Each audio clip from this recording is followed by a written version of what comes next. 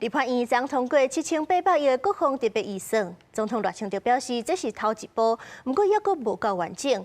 因為咱要甲美國買的海馬斯火箭系統是頭期款5月31進前就要納錢，也就是2禮拜內咱就要甲實際預算審核過，時間是真迫。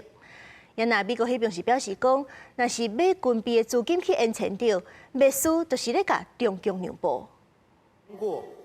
立法院78，在國民黨加民眾黨的人數優勢之下，三讀通過納備劇場版的國防特別條例，列出預算上限1800億。總統賴清德裡面策發文，包括海馬斯多管火箭系統在內的關鍵裝備採購會當推進，是經過我6個月溝通，也毋過也毋是完整答案。尤其海馬斯8月收期款支付期限是5月30日，連夜評估實際預算審期恐驚只剩2禮拜時間。那按照國民黨跟民眾黨聯手通過的版本，條文3讀通過之後，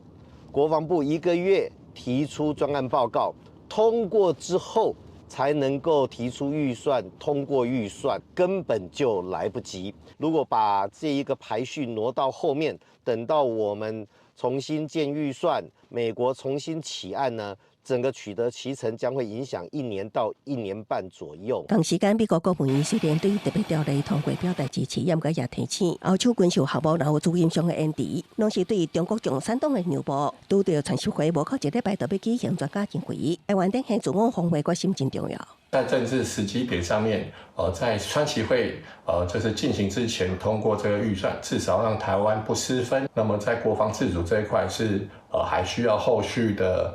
年度預算補強，特別是包括台灣之盾以及22萬架國產的無人機，還有1000餘艘的無人船，這都是未來戰爭非常需要的一些軍事裝備。定義加都訪台的美國參議外交委員會民主黨首席議員夏新，甲共和黨議員鄺錫恆，在共同聲明中指出，特別條例的通過會當強化台灣海軍能力，以對抗中國野心，佮期待台灣會當繼續強化部隊挺戰力，甲本土國防生產的投資。記者綜合報道。